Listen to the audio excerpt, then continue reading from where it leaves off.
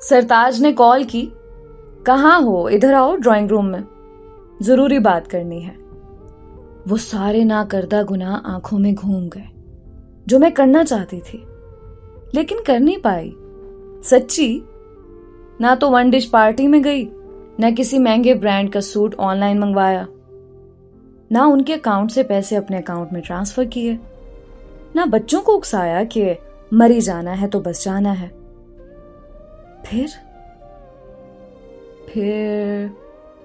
फिर यही सब सोचते हुए ड्राइंग रूम दाखिल हुई। सरताज के चेहरे पर हस्बे मामूल कोई तासुरात नहीं।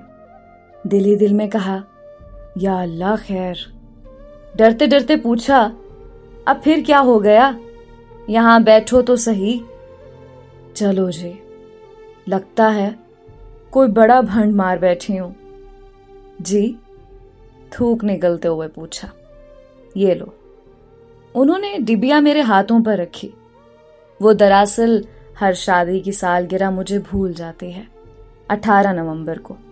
तो मैंने सोचा इस मर्तबा मैं तुम्हें याद करवा दूं कि इस्लामी हिसाब से ईद उल अजहा से कुछ हफ्ते पहले हमारी शादी हुई थी। ये तोहफा मेरी तरफ से। यकीन करें, जिंदगी भर के सारे शिकवे भूल गए, सारी अच्छी अच्छी बातें याद आ गईं। कैसे उम्र भर खामोशी से मेरा ख्याल रखते रहे, सारी जिंदगी मेरे सामने किसी और औरत के हुस्न की तारीफ नहीं की, पूरी जिंदगी कभी किसी के सामने मेरा गिला नहीं किया, वगैरह वगैरह। ये दिल राजी करना कितना आसान है जब आप हमारी तरह 60 को क्रॉस कर जाते हैं। तो अब ये आप अपनी जिंदगी की आखिरी इनिंग्स खेल रहे होते हैं।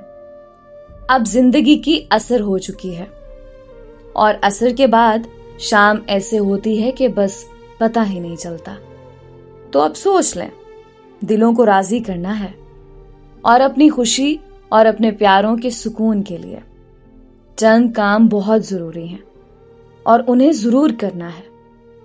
अपने शरीके हयात को बहुत सारा वक्त देना है। सारी जवानी हमने बच्चों के लिए भागते भागते गुजार दी। मुझे याद है अक्सर सरताज मेरा इंतजार करते करते सो जाते थे और मेरे काम ही खत्म नहीं होते थे।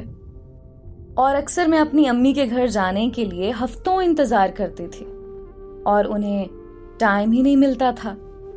अपनी सेहत, सफाई, वॉक, चेकअप और दवाई पर कोई समझौता नहीं करना। अगर ज्यादा अरसा तक जिंदा रहना चाहते हैं और डिप्रेशन से अपने आप को बचाना चाहते हैं तो दोस्तों के लिए जरूर वक्त निकालें।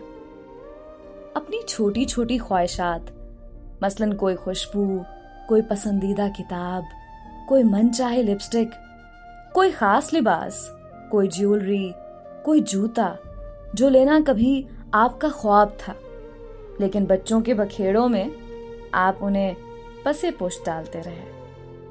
अब जो ही मौका मिले बगैर किसी गिल्ट के खरीद लें। अभी पिछले दिनों मेरी किताब हासिल जीस्त शाये हुई तो मेरी भतीजी अस्का ने ऐसी बात कही जो सीधी जाकर दिल पर लगी। उसने कहा, फूफो, आपने अपने ख्वाब मरने नहीं दिए और जो ही आपको मौका मिला आपने किताब लिखकर ये साबित कर दिया कि कुछ भी करने के लिए आपको अपने ख्वाब जिंदा रखने होते हैं। और याद रखें, खुश रहना है तो लोगों की परवाह नहीं करनी। दुनिया कब चुप रहती है, कहने दो जो कहती है। बस अल्लाह को राजी करना है, अल्लाह से बातें करनी है, अल्लाह से मांगना है, अल्लाह की राह में देना है, अल्लाह के लिए लोगों से प्यार करना है, अल्लाह के लिए लोगों को माफ करना है।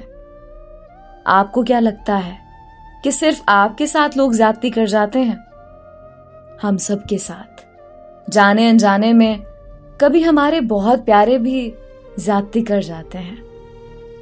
बस मुस्बत सोचें, माफ करें और आगे निकल जाएं। खुश रहें।